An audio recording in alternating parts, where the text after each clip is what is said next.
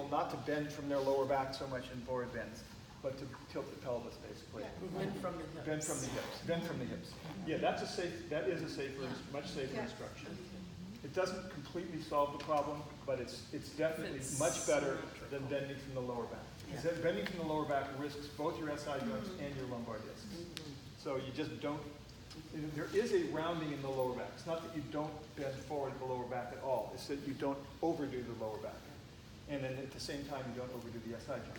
So you can tell the difference by looking at them if they're rounding or not rounding. Yeah, you can tell by looking at. Okay. There's a certain angle, a certain amount of rounding that is acceptable and a certain amount that's not. Okay, so let's see about this side. Denise. So first thing I'd like you to do is put your right hand on the floor in front of you, left hand behind you, be a little more formal. Sit up really tall, and just keep breathing there. Okay. Now, before you go anywhere else, the first place you move from is the right PSIS bone.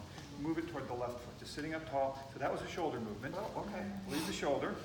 Shoulders may follow, but they don't lead. Okay. And my thumb is on this bone.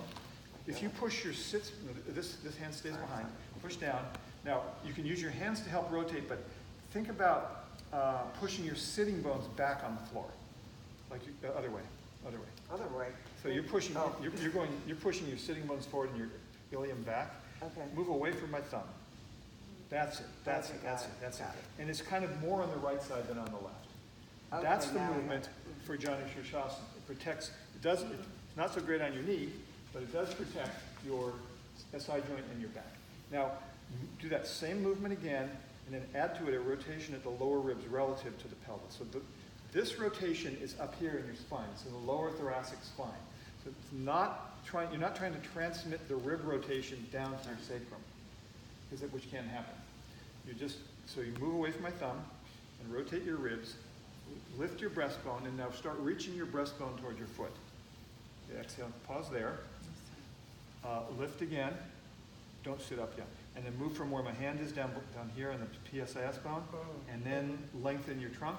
Now with flexible people, they tend to start to shorten on the straight leg side. So you have to take your front lower ribs, imagine they're on your thigh and sliding toward the knee. That's it. And then your hands come forward, of course. And then so we want to end up with these two ribs at the same height. So lift up as if you're going to sit up, back bend your back, and rotate here. Here, there you go. And now reach your breastbone towards your foot. Take your chin down, about to there. There you go. And then lengthen through the top of your head away from your tailbone. That's it. And then for the rest, you can reach past your foot and hold on to your arm, your right wrist with your left hand.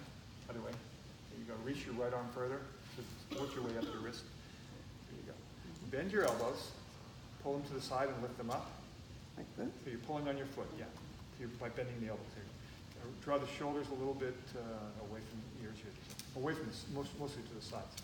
That's it. Now, if you can move from my finger here, it should protect your SI joint. Now, so there is, if the SI joint were really loose, it might just flop out of position here. So this is not a perfectly safe pose for someone who has a tendency to flop out of place, because it's a position that just moves it in the direction of going out of place, and if it's got no structure to it, it's just going to plop in that direction.